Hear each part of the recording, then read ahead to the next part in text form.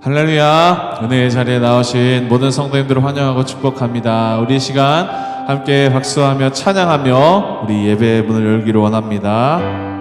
우리 시간 힘차게 박수하며 찬양합시다.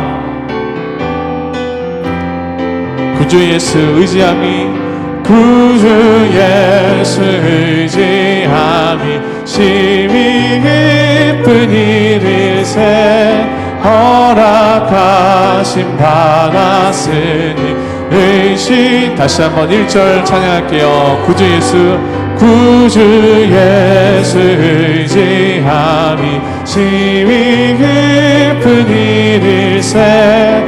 허락하심 받았으니 의심 마주 없. 예수 예수 예수 예수 믿는 것은 받은 증거만 도다. 예수 예수 귀한 예수 믿음 더욱 주. 구주 예수, 구주 예수 의지하여 죄악 벗어버리네. 안위 받고 영생함을 주께 모두. 예수 예수 예수 예수 믿는 것은 받은 증거만 도다. 예수 예수 귀한 예수 믿음 더욱 주. 구주 예수, 구주 예수 의지하여 구원함을 얻었네. 영원 무궁지나도록 함께. 다시 4절 찬양합시다. 구주 예수, 구주 예수 의지하여 구원함을 얻었네. 영원 무궁지나도록 함께 계시리. 예수 예수 예수 예수 믿는 것은 받은 증거만 도다. 예수 예수 귀한 예수 믿음 더욱 주. 예수 예수 예수 예수 믿는 것은 받은 증거만 도다. 예수 예수 귀한 예수 우리 마지막으로 한 번 더 찬양합시다. 예수 예수 예수 예수 믿는 것은 받은 증거만 도다. 예수 예수 귀한 예수 믿음 더. 주님 약속하신 말씀 위에, 주님 약속하신 말씀 위에서 영원토록 주를 찬송하리라. 소리 높여 주께 영광 돌리며 약속 믿고 굳게 서리라. 굳게 서리, 굳게 서리. 영원하신 말씀 위에 굳게 서리.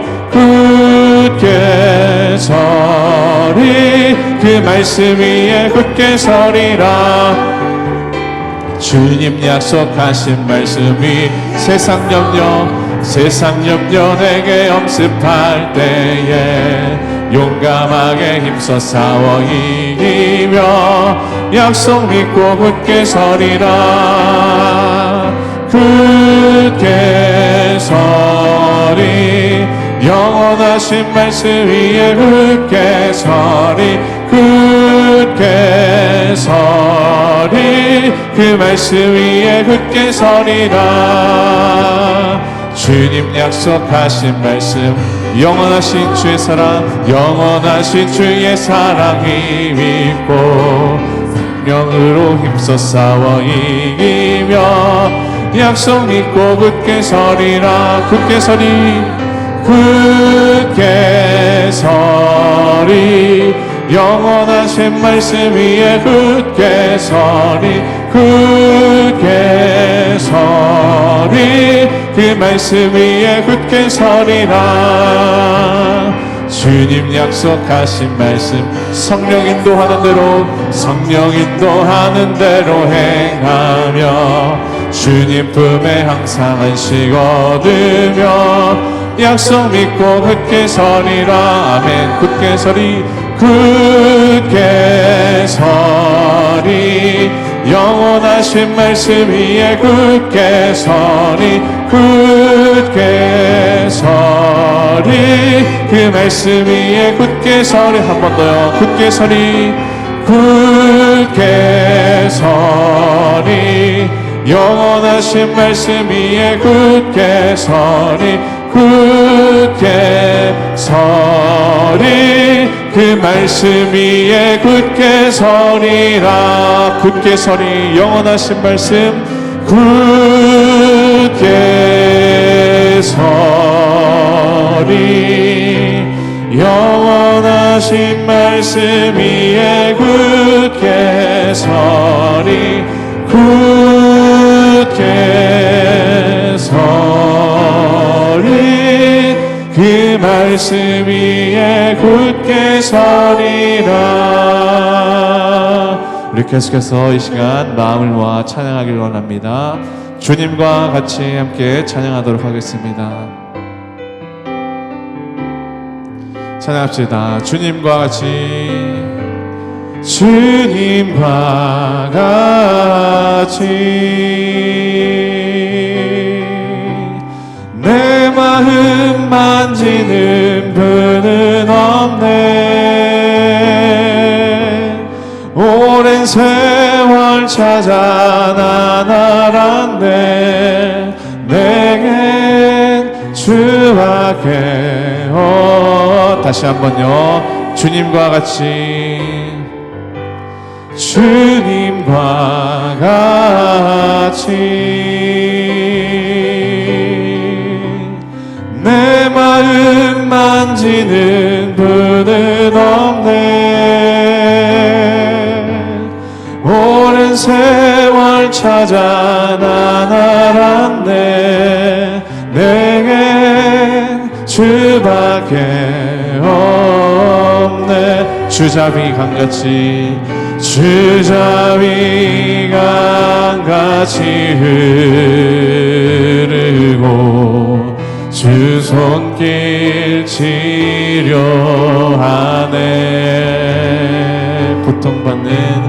고통받는 자녀 품으시니 주밖에 없네. 주님과 같이, 주님과 같이 내 마음 만지는 분은 없네. 오랜 세월 찾아 난 알았네. 내겐 주밖에 주잡이 강같이 흐르고, 주잡이 강같이 흐르고 주 손길 치료하네.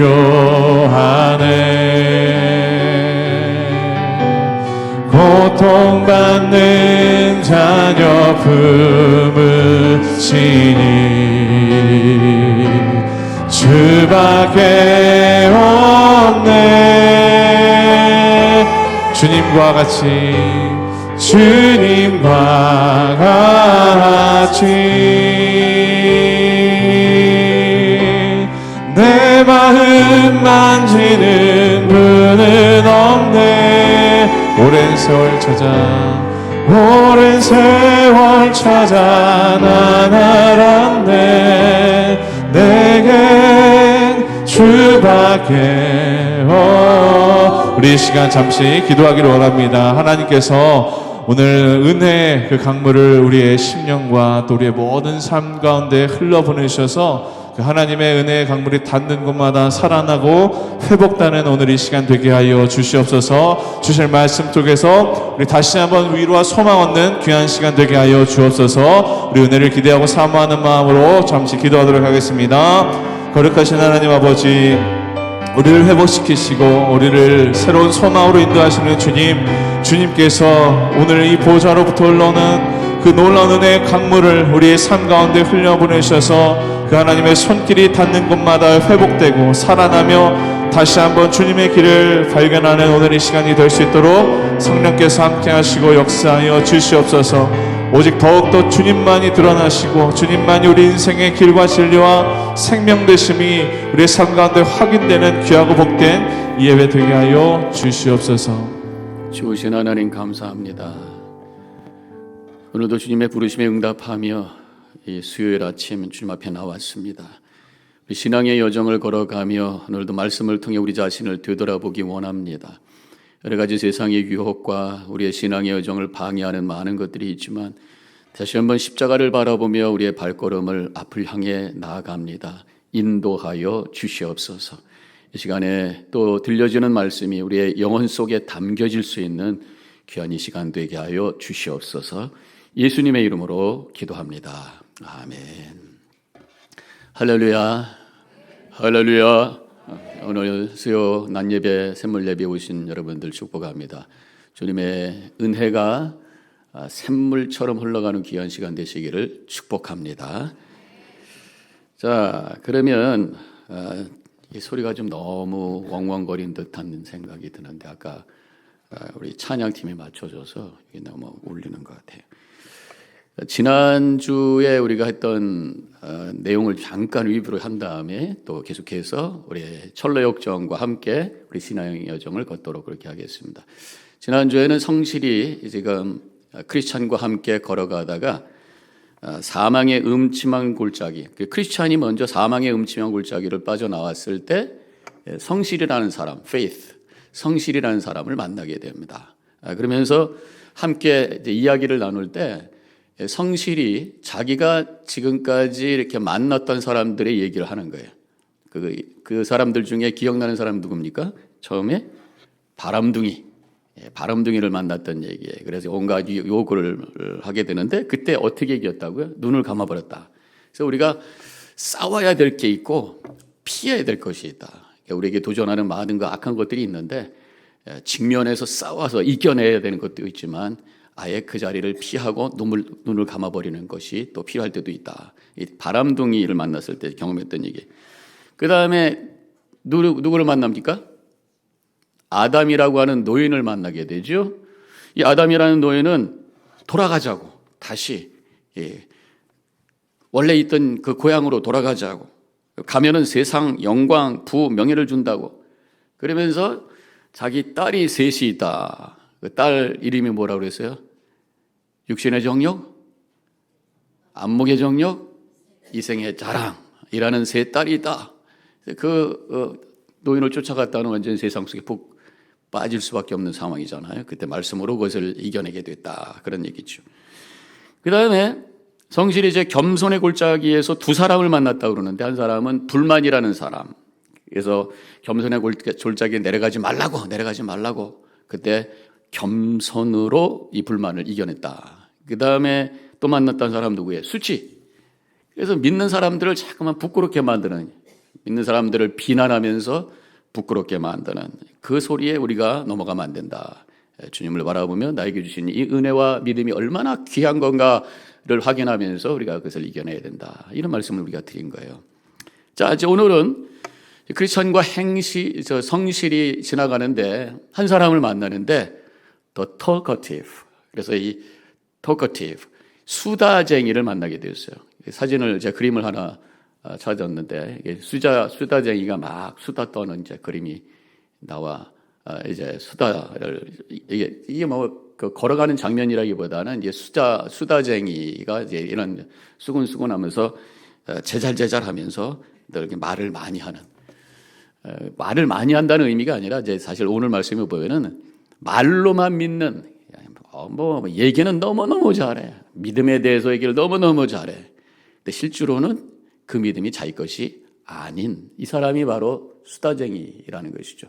그 수다쟁이를 보면서 우리가 내 믿음이 어떤 믿음인가라고 하는 것을 한번 확인하는 그런 시간을 갖기를 원합니다.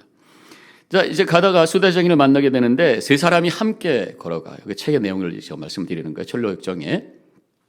가운데에 성실이 서게 되고 왼쪽인지 오른쪽인지 사이드 한쪽에는 크리스찬이 서게 되고 한쪽에는 수다쟁이가 서게 됩니다. 처음에 이제 성실이 수다쟁이하고 얘기를 막 하는 거예요. 막 얘기를 하면서 가는 거예요. 얘기를 하는데 성실이 수다쟁이와 대화를 하는데 성실이 얘기를 합니다. 워낙 성실한 사람이니까, 페이스풀한 사람이니까 우리 세상 사람들처럼 잡담하지 말고 우리가 거룩한 얘기 좀 합시다. 그랬더니 너무 좋습니다. 그러면서 이 수다쟁이가 맞장구 치면서 구원에 대한 이야기, 믿음에 대한 이야기, 기도에 대한 이야기, 고난에 대한 의미 이런 걸 얘기하자고. 그랬더니 성실이 너무 기뻐서 잘 됐습니다. 그리고 대화를 시작합니다. 근데 수다쟁이가 얘기를 하는데 말을 너무 잘하는 거예요. 토커티브, 말을 잘하는 사람. 근데 아주 바람직한 이야기만 골라서 합니다. 복음적인 얘기를 하는 거예요. 우리가 영생을 얻기 위해서는 믿음이 필요하죠. 그런데 이 믿음이 필요한데 우리는 은혜 없이는 소망이 없지 않습니까? 근데 사람들은 이 은혜를 모르고 율법을 쫓아가면서 살고 있어요. 이렇게 살다가는 천국에 갈 수가 없어요. 얼마나 복음적인 얘기를 하는지 몰라요. 맞습니다. 성실히 기분이 좋아가지고 근데 이 믿음도 하나님이 주셔야죠. 은혜 내가 만드는 것이 아니라 하나님이 주셔야지 우리가 받는 거죠. 그랬더니 수다쟁이는 계속해서 멋진 이야기를 합니다. 맞습니다. 모든 것이 다 하나님의 은혜죠. 우리 행위로 되는 것이 아니지 않습니까? 이러한 그 진리에 대해서, 복음의 진리에 대해서, 은혜에 대해서 내가 성경 구절을 100개도 될 수가 있습니다. 막 그러면서 막 성경 구절을 얘기를 막 하고 그러는 거예요. 자, 이렇게 수다쟁이하고 복음적이고 성경적인 대화를 하니까 성실이 너무 기뻐서 이제 반대쪽에 있었던 크리스찬을 향해서 몸을 돌려서 신나게 얘기합니다. 우리가 정말 멋진 동행자를 만난 것 같아요. 정말 신실한 순례자가 바로 여기 있습니다. 그렇게 얘기해요. 그때 크리스찬이 이렇게 보더니 기속말로 살짝 얘기하는 거예요. 내가 보니까 이 사람은 지금 감언이설하는 사람인데 속지 마세요. 내가 보니까 아는 사람 같아요. 내가 멸망의 도시에 살 때 알던 사람인 것 같은데 이 사람의 이름이 수다쟁이고 그는 달변이라고 하는 사람의 아들인데 그 사람이 살던 동네가 말 많은 동네에 살았던 것 같습니다. 달변이라는 아버지 밑에서 동네 이름이 말 많은 동네라는 데에 살고 있던 사람입니다. 칸에다가 이제 치시는 거예요. 채우는 거예요. 어떤 말을 들으면 아주 훌륭한 사람 같은데요. 사실은 그렇지가 않아요. 가까이 대하면 대할수록 그 사람 아주 추잡한 사람입니다. 추한 사람입니다. 멀리서만 멋져요. 가까이에서 그 사람을 제대로 알면은 실망하게 됩니다. 그 동네에서 다 그 소문났던 사람이에요. 이렇게 얘기를 하는 거예요. 자, 여기서 우리가 중요한 포인트가 있는데 말 잘하고 지식이 많은 사람, 멀리서 보면 멋지어 보이는 사람. 그런데 그 사람이 말만큼 행동하지 않으면 성품이 그 사람의 말과 지식을 따라가지 않을 때에 사람들은 실망하게 되는 거예요. 제가 거기다가 이렇게 칸으로 채우라고는 하지 않았는데 여러분들 쓰면 좋을 것 같은데 이런 말이 있어요. 감탄받는 사람이 되지 말고 존경받는 사람이 되라. 감탄받는 사람은 뭐야? 어머 참 멋져. 어머 이야 멋있다. 말 잘한다. 이야 그 사람 아는 것도 많다. 감탄하는 거예요. 그런 사람보다는 정말 그 사람 내가 존경해. 그 사람 말이라면 내가 신뢰해. 그러면서 그 사람을 존경할 수 있는 사람이 되자는 거죠. 그게 크리스찬이. 멀리서 보면 말 잘하고 아는 건 많지만 가까이 가면은 거기까지가 도쳐가지고 힘들고 알고 봤더니 말만큼 말한 대로 살지 않고 실망하게 되고 인테그리티가 없고 성실하지도 않고 이런 사람이 되면 헛거란 말이에요. 조금 어눌하더라도 함께 생활하다 보니까 친구기야. 정말 성실하고 믿을 만한 사람이야. 사람들이 존경해 주는 거란 말이에요. 우리 하나님을 믿고 예수를 그리스도로 고백한 사람은 이렇게 존경받는 사람들이 신뢰할 수 있는 사람이 되어야 될 줄로 믿습니다. 믿음이 있는 사람은 믿을 수 있는 사람이 되자. 제가 항상 하는 말씀이. 자, 이 신실함과 성숙함과 겸손함으로 인해서 우리가 존경받는 사람이 될 수 있다고 하는 것입니다. 성도는 말로만 좋은 이야기를 하고 거룩한 이야기를 하는 사람이 아니라 삶으로, 성품으로 그 신실함과 성숙함을 보일 수 있는 삶을 살아야 된다는 것입니다. 그때 사람들에게 감동을 주게 되고 그때 하나님의 은혜 통로로 쓰임받게 되는 거란 말이죠. 그래서 그 사람이 정말 믿을 수 있는 사람이고 신뢰가 됐을 때에 그 사람의 말을 믿게 되고 그 사람의 말이 파워가 생기고 영향력이 있고 다른 사람들에게 은혜를 나눌 수 있는 통로가 된다라는 것입니다. 오늘의 주인공 수다쟁이, 성경에 대해서 아는 것도 많아요. 복음에 대한 성경 구절 100개도 될 수가 있다. 그런데 진정으로 그 사람이 그 믿음의 모습이 보이지 않는다는 것입니다. 오히려 이런 사람들 때문에 나중에 교회가 비난을 받고 하나님의 영광을 가리게 되더라는 거예요. 그래서 믿지 않는 분들이 크리스천들을 보면서 비난하는 말 중에 하나가 참 말만 잘한다. 말만 잘한다. 그러면 안 된다는 것이죠. 우리가 그 말 한 것만큼 우리의 삶이 드러날 수 있도록 그렇게 사는 것이 하나님의 뜻인 것을 다시 한번 깨닫게 되는 것이죠. 자, 지금 세 사람이 걷고 있어요.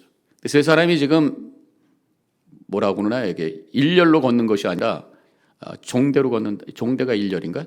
하여튼 같이 걷고 있는 거예요, 셋이서. 굉장히 넓은 길인 거예요, 지금. 좁은 길은 혼자 간신히 걸어가는 길인데 세 사람이서 같이 대화, 이렇게 해도 저렇게 대화할 수 있는 길이라고 하는 것은 지금 넓은 길이에요. 넓은 길. 쉬운 길.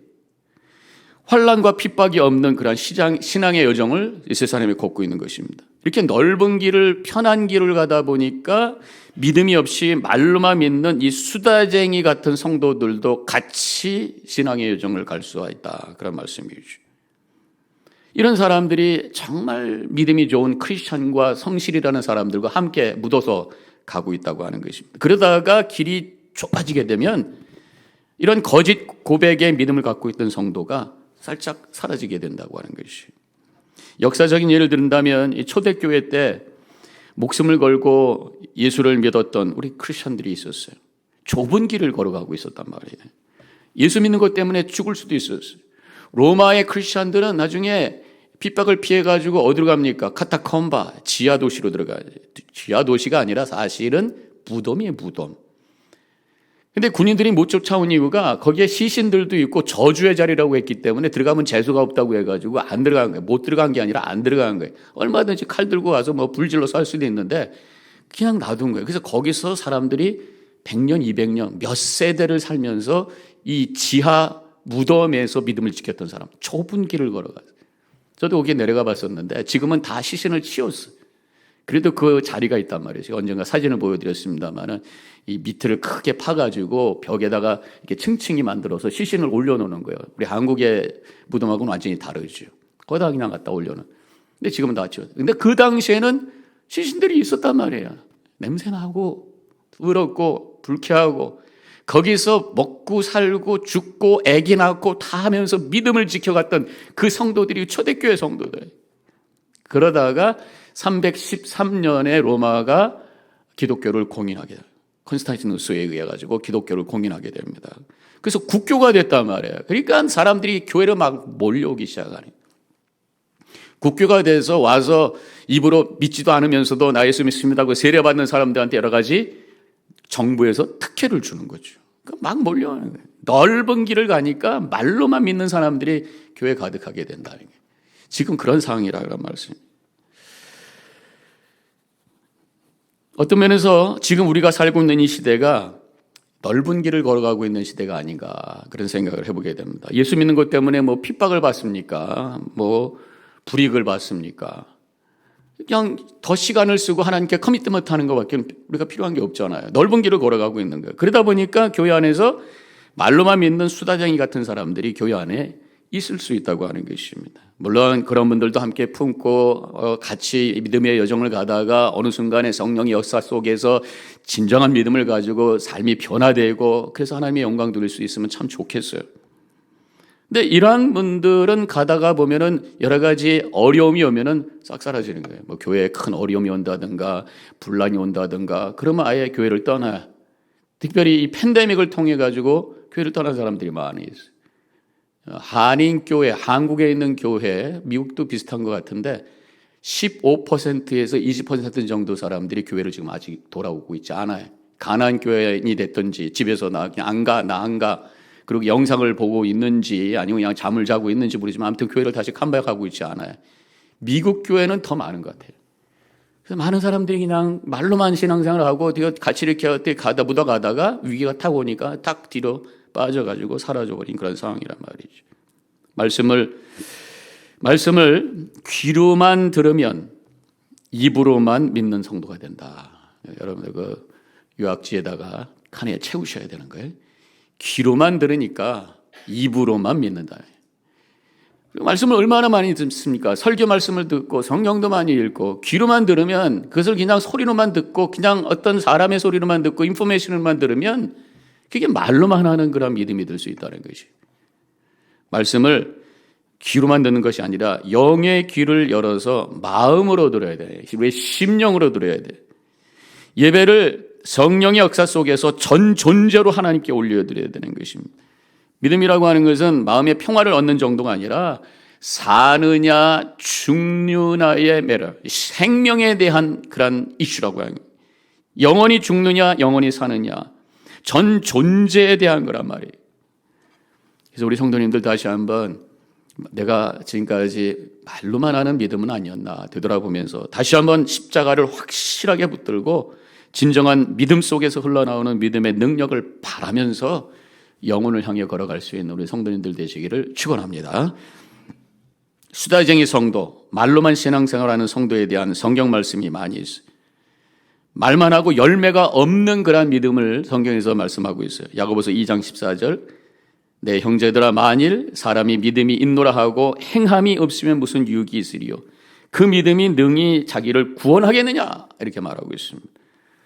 행함이 없는 믿음, 말로만 하는 믿음, 이 진짜 믿음 아니다.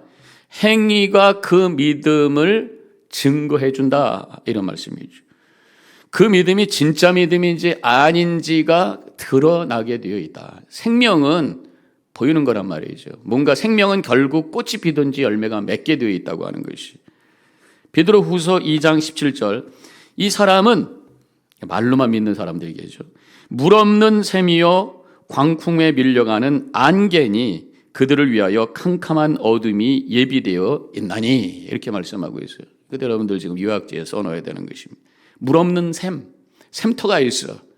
모양은 샘터인데 가보면은 그냥 물이 하나도 없지 바닥에 메말라 버린 모습이란 말이에요.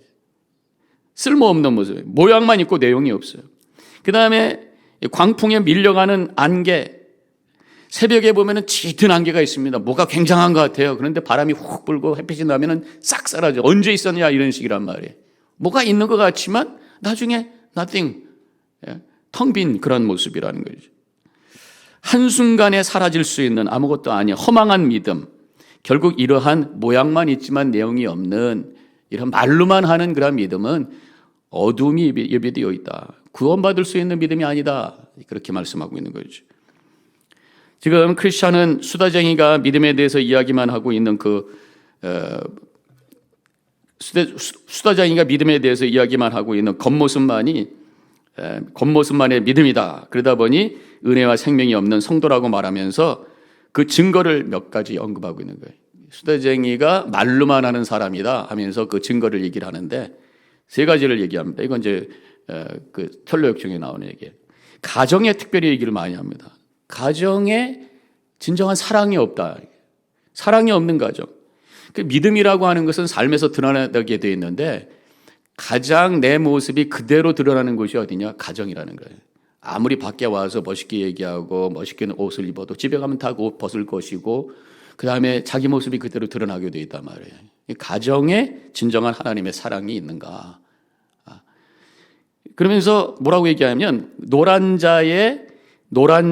계란에 노란 자가 없고 흰 자만 있어 맛이 없는 그런 모습처럼 가정이 알맹이가 없는 껍데기만 가진 모습. 그 알맹이라는 게 뭐예요? 진정한 사랑, 예수 그리스도. 교회에서는 예수 그리스도 얘기를 하다가 집에 가면 예수 그리스도가 없어요. 사랑도 없어요. 노란 자가 없는 흰 자만 있는 계란. 이런 모습이다 그렇게 말하고 있어요. 제가 사진을 하나 찾아왔는데 그림이죠. 이런 그림을 이제 누군가가 이제 요 내용에 대해서 그린 거예요. 보면 완전히 콩가루 집안이에요. 앉아가지고 애들끼리는 뭐 이 새끼 저 새끼 싸우고 있고, 남편이 자기 아내한테 야 하녀 주제, 자기 부인을 막 하녀로 막 부리고, 교회 가서는 하나님하고 하다가 집에 와서는 야 뭐 하면서 막 서로 싸우고 막 이런 모습, 이게 말로만 하는 크리스천의 모습이라. 그러니까 진정한 믿음은 이 가정 안에서 드러난다. 두 번째, 존 버년이 이 책을 통해서 말하는 것이 정직하지 못하다. 말로만 하는 크리스천의 특징은 정직하지 못하다. 진정한 믿음은 정직으로 드러난다. 정직이라는 게 뭐야? 나 혼자 있을 때 내가 어떻게 하느냐. 믿음이라고 하는 것은 하나님 앞에 정직하게 되는 거예요. 나의 한계를 인정하고 그 앞에 엎드려 나는 부족한 사람입니다. 나는 죄인입니다. 하나님의 은혜 없이는 살 수 없습니다. 정직하게 나를 오픈하고 고백하는. 그렇기 때문에 우리 그런 진정한 믿음을 가진 사람은 정직하게 살아야 마땅하다는 거죠. 가식과 이중성이 사라지고. 그렇지만 말로만 하는 믿음은 말과 행동이 달라. 정직하지 않아. 거기 거짓이 있고 가식이 있고 과장이 있고 일관성이 없어요. 정직하지 않을 때 와지는 특징이 일관성이 없어요. 임기응변을 하게 되고 감정과 기분에 따라서 말하고 행동하고. 그래서 그렇지만 믿음을 가진 진정한 믿음을 가진 성도는 하나님을 바라보기 때문에 흔들림이 없고 하나님이 나의 삶의 중심이기 때문에 일관성이 있어요. 방향이 이렇게 하나로 되어 있으니까 일관성이 있어요. 말과 행동이 같고 어제와 오늘이 같고 속과 겉이 같고, 그걸 우리가 통전성, 인테그리티, 또 일관성, 이런 모습. 그래서 결국은 존경받는 그런 삶을 살게 된다. 또 한 가지, 말로만 신앙생활하는 사람의 특징은 또 가정 얘기를 합니다. 지금 제 얘기가 아니라 지금 존 버년이 했던 얘기를 제가 지금 이렇게 다시 풀어서 잘 설명하고 있는 건데, 자녀 교육을 세상적으로 시킨다는 거죠. 세상적인 자녀 교육. 자녀들을 양육하는 방법에 위선이 있다. 자녀들에게는 하나님을 두려워하고 부끄러운 양심을 소유하도록 가르쳐야 되는데 그렇게 하지 않는다는 거죠. 사람들한테 가서는 우리 예수 믿는 사람들은 진실하게 살아야죠. 거짓말 말하면 안 되지요. 이렇게 얘기하고서 집에 가서는 야, 세상을 살려면 때로는 적당히 거짓말도 해야 되고 때로는 이렇게 뭐 하면서 해야지 이게 우리가 상술이고 세상 사는 방법이야. 이렇게 또 가르친다는 거예요. 사람들에게 가서는 용서하라고 그러고 그 하나님의 뜻은 용서입니다. 그리고 집에 가서는 야, 나가서 지지 말고 와, 힘들어. 왜 지고 와? 그러면서 오히려 폭력을 부추기고 뭐 이러면서 자녀 교육은 다른 얘기한다 그런 얘기죠. 크리스천은 말로 구원의 진리를 고백하는 것. 그렇지만 진정한 크리스천은 말로 구원의 진리를 고백하는 것만으로 그의 구원의 은혜가 있다고 말할 수 없다고 말한다. 그런 말만. 물론 성경에 보면 로마서 10장 10절에 마음으로 믿어, 여러분들이 한번 대답해봐요. 마음으로 믿어 뭐에 이르고?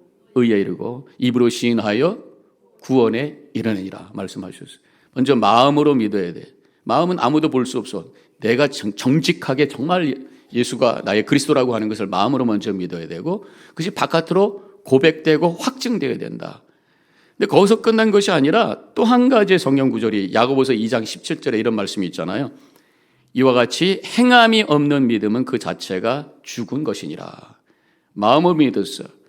입으로 시인했어. 그 다음에 행함이라고 하는 것이 따라와야 된다. 마음으로 믿고 입으로 시인했으면 행함이 따라오는 것이 당연하다 그런 말씀이에요. 그렇다면 거꾸로 행함이 없다면 믿는다고 말을 했어도 그 마음으로 진정으로 시인했는가 퀘스천이 생길 수 있다. 마음으로 믿지 않았으면 입으로 고백하는 것은 헛거다 그런 말씀이죠. 말로만 하는 믿음, 행동이 없는 믿음, 결국 영혼이 없는 육신과 같은 것, 죽은 믿음이다. 야고보서를 통해서 그 믿음에 대한 균형을 이렇게 잡아주신 것을 우리가 보게 됩니다. 크리스천이라고 하는 이 주인공은 야고보서 1장 27절의 말씀을 인용을 합니다. 그 대화 속에서. 하나님 아버지 앞에서 정결하고 더러움이 없는 경건은 곧 고아와 과부를 그 환난 중에 돌보고 또 자기를 지켜 새 속에 물들지 아니하는 그것이니라. 하나님 앞에 믿음으로 거룩하게 산다고 하는 것은 하나님의 마음을 갖고 주변의 어려운 사람들을 돌보는 고아와 과부와 나군에 대한 긍휼의 마음을 갖는 것이다. 쉽게 얘기하면 사랑과 섬김이 진정한 믿음의 열매다. 그렇게 말하고 있어요. 우리가 사랑 그러면 가서 뭘 잘해줘야 된다고 생각하고 있는데 성경에서 사랑의 개념, 정의를 고린도전서 13장 1절에서 뭐라고 말하고 있어요. 1절부터 3절 제가 읽을게요. 내가 사랑의 방언과 천사의 말을 할지라도 사랑이 없으면 소리나는 구리와 굴리는 꽹과리가 되고 내가 예언을 하는 능력이 있어 모든 비밀과 모든 지식을 알고 산을 옮길 만한 모든 믿음이 있을지라도 사랑이 없으면 내가 아무것도 아니요 내가 내게 있는 모든 것으로 구제하고 내 몸을 불사르게 내어줄지라도 사랑이 없으면 내게 아무 유익이 없느니라. 아무리 좋은 말을 해도 사랑이 없으면 아무 유익이 없다. 믿습니다 라고 얘기를 많이 해도 사랑이 없다면 그 믿음은 진짜 믿음이 아닐 수 있다. 그럼 사랑이 뭐냐? 바로 성경에 보면은 사랑은 오래 참고, 그래서 참는 것으로부터 시작한다. 참고 기다려주는 것. 이게 시작이다. 사랑의 시작이다. 그러면서 고린도전서 13장 13절에는 믿음, 소망 이 세 가지는 항상 있을 것인데 그 중에 제일은 사랑이라. 사랑이 제일인 이유는 뭐예요? 이 믿음과 소망은 살아있을 때만 필요한 거예요. 예수 그리스도를 믿는 것이고 천국을 소망하는 거예요. 근데 천국에 가면은 믿음 필요 없어. 이미 들어왔으니까. 소망 필요 없어. 이미 천국에 들어왔으니까. 천국에 필요한 거는 사랑 한 가지밖에 없다는 거죠. 결국 우리의 믿음의 열매가 사랑이어야 된다. 아무리 천국의 언어를 말하고 방언을 말한다고 하더라도 사랑이 없다면 지금부터 시작되는 천국의 삶을 살 수가 없다. 구원의 삶을 살 수 없다. 그런 말씀. 많은 영적인 지식이 있어도 멋진 말을 해도 사랑이 없으면 아무것도 아니다. 다른 사람을 구제한다고 많은 것을 주어도 사랑이 없으면 그것은 진정한 사랑이 아니라 자기 이름을 내는 자신의 우월감을 느끼는 교만의 모습일 수 있다. 그렇게 이 말씀을 우리가 이해할 수가 있어요. 그런가 하면 고린도전서 14장 17절에 있는 말씀을 인용을 하는데 필이나 검은고와 같이 생명 없는 것이 소리를 낼 때 그 음해 분별을 나타내지 아니하면 피리 부는 것인지 검은고 타는 것인지 어찌 알게 되리요. 피리와 검은고가 소리를 낼 때 음이 나와야지 그것이 진정한 음악이 되고 필요한 아름다운 음악이지 막 음정도 없이 막 아무렇게나 하면은 그게 무슨 음악이겠느냐. 우리가 말을 많이 해도 그 안에 생명이 있고 진정한 믿음이 있어야지 말말 많이 한다고 그것이 진정한 믿음의 고백이겠느냐. 그런 말씀이죠. 이제 성실이 수다쟁이에게 질문합니다. 우리에게 주시는 질문으로 이 질문을 받으면서 한번 생각을 하는 시간을 가졌으면 좋겠어요. 첫 번째 질문은 하나님의 구원의 은혜를 받은 후 어떤 변화가 있었습니까? 복음을 읽고 내가 은혜를 깨달은 다음에 내 삶 속에 어떤 변화가 있었습니까? 그랬더니 수다쟁이가 뭐라고 대답하냐면 구원의 은혜가 임하면 심령에서 죄에 대한 반발의 소리가 커질 것이다. 이렇게 대답해요. 죄에 대한 소리가 커질 것이다. 죄가 뭐고 죄가 이거라고 하는 죄에 대한 얘기를 많이 할 것이다. 그런 말이에요. 그랬더니 지금 성실이 이렇게 대답합니다. 죄에 대한 반발의 소리가 아니라 죄를 미워하고 혐오하는 것이 진정으로 은혜가 임한 자의 증거입니다. 이렇게 얘기해요. 죄가 뭔지를 얘기하는 게 중요한 게 아니라 그 죄가 싫어해야 그 사람이 진정으로 복음을 믿고 은혜 안에 사는 사람이라 말할 수 있다는 거죠. 죄가 싫어지면 죄를 피하게 되고 거룩한 삶을 살게 되고 행여나 내가 어느 순간에 나도 알지 못하는 사이에 죄를 범했으면 그게 너무 속상해서 하나님 앞에 통회하며 회개할 수 있는 마음을 갖는 거예요. 이게 은혜가 임한 자의 표징이다. 그렇게 말하고 있는 거예요. 두 번째 질문은 은혜가 임한 또 하나의 증거가 무엇입니까? 질문했을 때 수다쟁이가 이렇게 대답해요. 복음의 신비에 대한 많은 지식은 얻는 것입니다. 은혜가 임할 때 복음에 대한 그런 성경 말씀을 내가 깨닫게 되는 것입니다. 이렇게 얘기를 하니까 성실이 또 이렇게 얘기합니다. 많은 복음의 지식을 갖는 것은 중요하지만 그것이 머리에 머물면서 심령이 변화되지 않는다면 헛것입니다. 지금 얘기했던 말씀하고 거의 비슷한 얘기를 다시 한번 반복하는 거죠. 아무리 많은 것을 알고 깨닫다고 하더라도 그 안에 믿음과 사랑을 만들어주지 않는다면 열매가 없다면 다 헛겁니다. 그런 말씀이. 결국 복음이라는 진리가 우리가 드러내야 될 것이 바로 사랑으로 드러나는 거예요. 왜냐하면 복음이 하나님의 사랑이니까. 그래서 요한복음 3장 16절에 보면은 하나님이 세상을 이처럼 사랑하사 독생자를 주셨으니 예수님께서 이 땅에 오신 그 하나님의 동기는 사랑이기 때문에 그 예수님을 만나고 예수님을 내 진정으로 믿었다면 하나님의 사랑이 깨달아지고 그 사랑은 다른 사람에게 자연스럽게 드러나게 되어 있다는 거죠. 사람들이 이렇게 만나보면은 사랑이 많은 사람이 있고 사랑이 좀 부족한 사람이 있어요. 사실 심리학적으로 이렇게 파고 들어가면 부모에게 사랑을 많이 받은 사람이 다른 사람에게 사랑을 줄 알아요. 근데 부모의 사랑을 제대로 많이 못 받은 사람들이 사랑할 줄을 몰라요. 이게 사실은 티피컬한 어떤 심리적인 현상이라고 할 수 있습니다. 그런데 부모의 사랑을 많이 받아도 사랑할 줄 알거든 그 사랑보다 엄청난 하나님의 사랑이 깨달아지고 내 속에 들어온 사람이 다른 사람을 사랑하지 못한다고 하는 것은 말이 안 된다 그런 말씀입니다. 복음을 통해서 하나님의 사랑을 가슴에 담을 그런 사람, 진정으로 구원받고 진정으로 믿음 안에 있는 사람 사랑하면서 다른 사람을 품어주고 오래 참고 인내할 수 있는 그런 능력을 갖게 된다고 말씀하고 있는 것이에요. 세 번째 질문, 성실은 은혜의 작용으로 나타나는 표징을 한 가지 말씀해 주세요. 은혜의 작용이라는 표현하고 있는데 영어로 the work of grace, 은혜의 역사, 은혜 때문에 일어나는 어떤 일들, 비슷한 얘기를 계속해서 반복을 하면서 다른 표현으로 또 한 번 체크업하면서 질문하고 있는 거죠. 그래서 the work of grace, 은혜의 작용이 내 안에 나타나는 표징이 뭐냐? 이 질문이 당시에 그 청교도들이 늘 고민하면서 씨름했던 그런 내용인 거예요. 그 당시에 은혜의 작용에 대해서 많이들 언급하고 있었던 시대였다고 그래요. 그러면서 그 당시에 은혜의 작용을 세 가지로 생각했다는 거예요. 은혜가 임하면 우리 안에 일어나는 세 가지가 있어야 그게 은혜다라고 그들이 믿고 늘 고백하고 살았는데 세 가지가 뭐냐? 첫 번째, 성령의 역사로 인해서 죄가 깨달아지는 것이다. 은혜가 내 안에 임하고 내가 예수 그리스도를 믿어서 하나님의 은혜가 내 안에 들어왔을 때 제일 먼저 일어나는 현상이 죄에 대한 깨달음이라는 거예요. 그래서 영혼의 아픔을 갖고 하나님께 회개 기도하게 돼 있고, 두 번째는 그리스도의 절대적 필요성을 깨닫게 된다.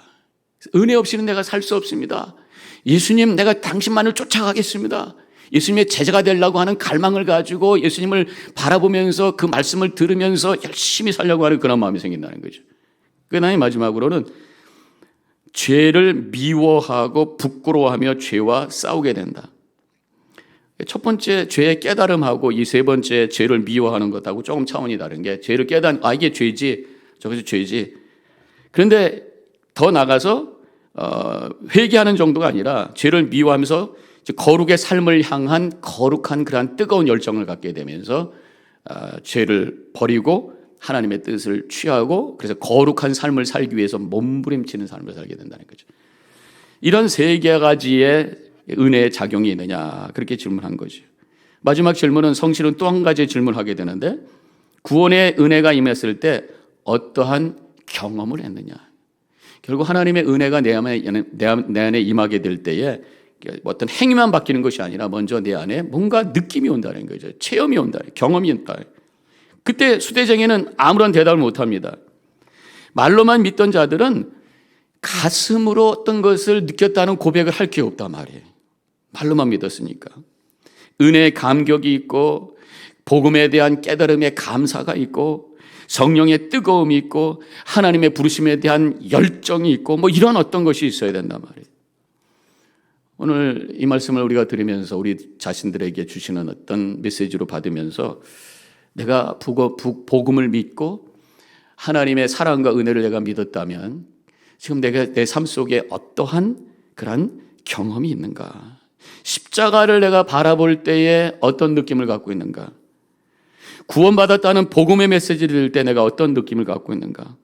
성경을 읽으면서 영적인 진리를 내가 깨닫는 느낌이 있는가?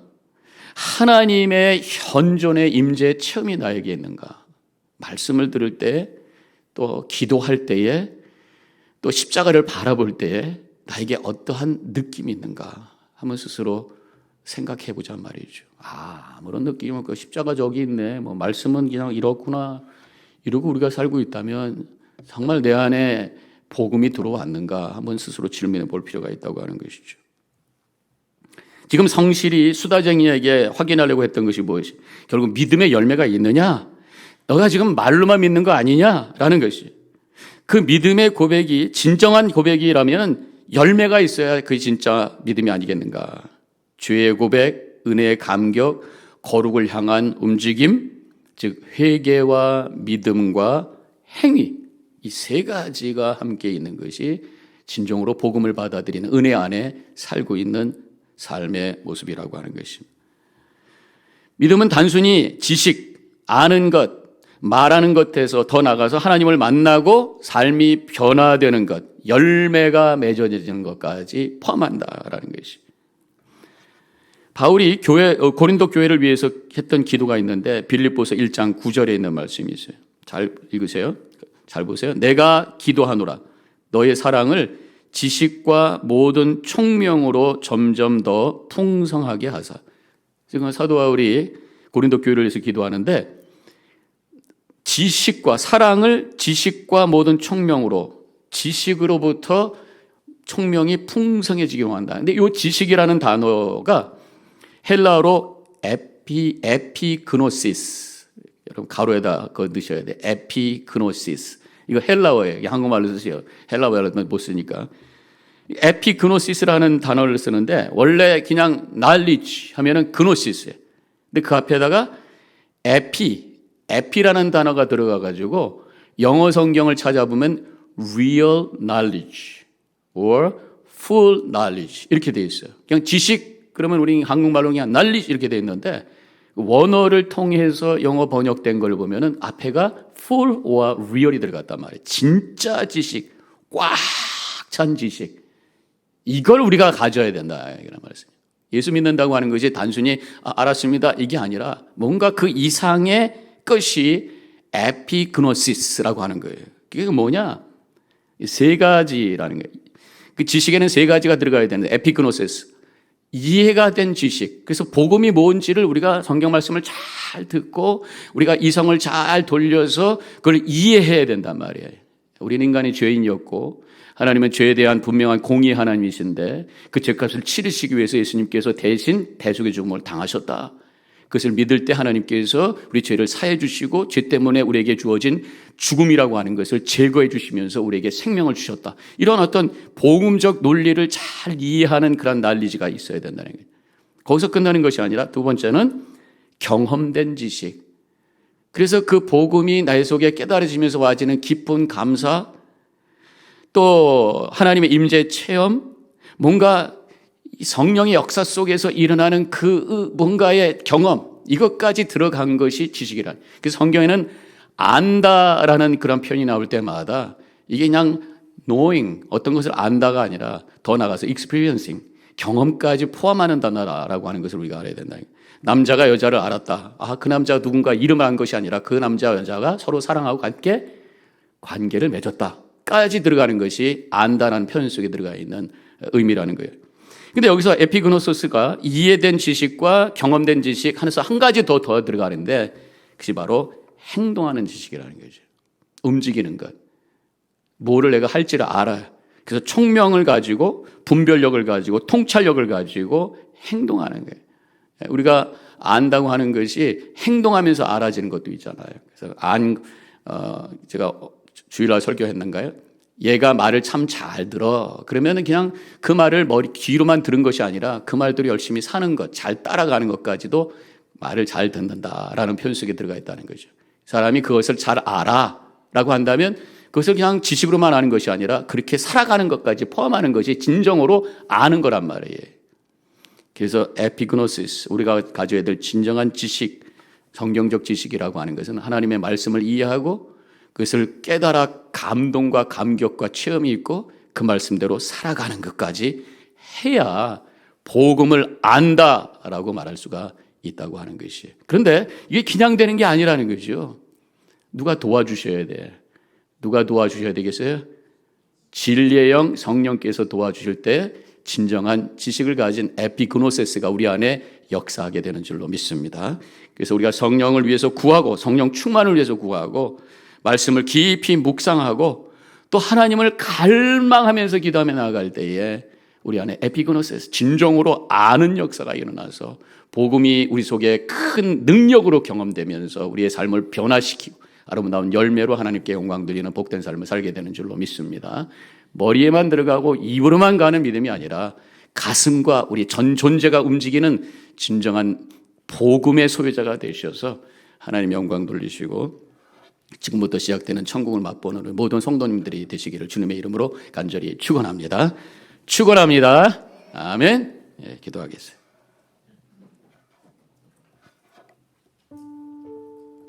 오늘 말씀 잠깐 기억하십시다. 돌아와 보십시다. 수다쟁이, 말은 참 잘해요. 아는 것도 많아요. 근데 그의 삶에는 열매가 없습니다. 가정도 크리스천의 가정이 아니에요. 정직하지도 않아요. 진정한 깨달음과 감동도 없어요. 행여나 우리의 믿음이 그런 모습은 아닌가. 우리가 말씀을 받고 복음을 우리가 듣고 그것을 가슴에 담는 것, 거룩한 지식을 갖는 에피그노시스를 품는 삶이라고 우리가 고백하게 됩니다.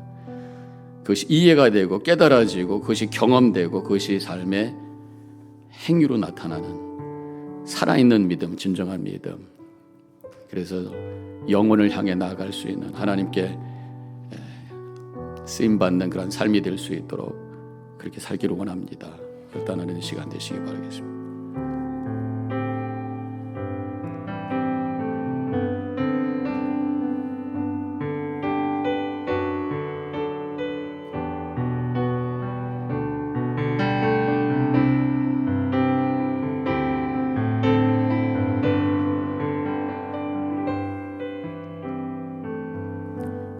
이제 우리 마지막 찬송가 함께 부르시겠습니다.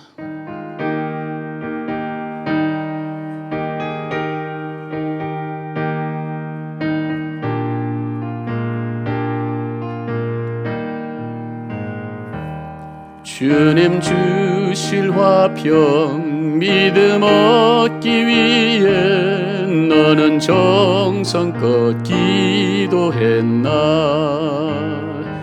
주의 제단 앞에 모두 바치기 전 복을 받을 줄 생각하라. 주의 제단에 산제사 드린 후에 주 내 맘을 주장하리. 주의 뜻을 따라 그와 동행하면 영생 복락을 누리겠네. 주의 밝은 빛에 항상 활동하면 선한 사업을 힘쓰겠나. 자유 얻으려면 주의 뜻을 따라 나의 모든 것 희생하라. 주의 제단에 산제사 드린 후에 주 내 맘을 주장하니. 주의 뜻을 따라 그와 동행하면 영생 복락을 누리겠네. 주의 제단 앞에 모두 바친 후에 주와 온전히 사귀겠네. 주님 주신 기쁨 또한 그의 사랑 어찌 말로 다 영영하랴. 주의 제단에 산제사 드린 후에 주 내 맘을 주장하니. 주의 뜻을 따라 그와 동행하면 영생 복락을 누리겠네. 기도하겠습니다. 저희들 오늘 이 시간에 주님의 존존에 불러주셔서 모든 것을 멈추고 주님을 향할 수 있는 귀한 마음과 또 믿음과 시간을 허락해 주심을 감사합니다. 우리 자신을 되돌아보며 행여나 우리의 믿음이 그저 머리와 입에서 머무르고 있는 것은 아닌가 점검하게 하옵시고, 그 믿음이 우리의 가슴과 우리의 삶으로 이어져서 진정한 믿음으로 하나님께 영광 돌리고 지금부터 시작되는 천국을 맛볼 수 있는 거룩한 삶을 살아가는 저희들 되게 하여 주시옵소서. 성령이 우리 안에 분명히 계심을 믿습니다. 그 성령께서 역사하셔서 나에게 주어진 그 복음과 하나님의 말씀이 살아 역사함으로 우리의 심령이 변화되고 우리의 삶이 새로워지고 우리의 삶의 아름다운 열매가 맺어지고, 그래서 하나님의 은혜의 통로로 쓰임받는 거룩한 삶이 되게 하여 주시옵소서. 우리가 있는 그곳이 하나님의 나라가 되기를 원합니다. 우리 가정이 하나님의 나라가 되게 하옵시고, 우리 교회가 세상에서 흠모하는 아름다운 신앙의 공동체, 천국의 공동체가 될 수 있도록 우리 믿는 사람들이 서로 함께 기도하며 함께 마음을 묶어 세워갈 수 있는 저희들 되게 하여 주시옵소서. 이제 저희들 나갑니다. 어딜 가든지 주님 동행해 주시고 우리 삶 속에 아름다운 신앙의 열매들이 풍성히 맺어져서 많은 사람들에게 기쁨이 되고 은혜가 될 수 있는 우리 언행 심사의 삶을 살아갈 수 있도록 역사하여 주시옵소서. 이제는 우리 주 예수 그리스도의 은혜와 하나님 아버지의 극진하신 그 사랑과 성령의 감화 감동 교통하심이 결단하고 나가는 이 자리에 있는 모든 성도님들 머리 위에 지금부터 영원히 함께 하시기를 간절히 축원하옵나이다. 아멘.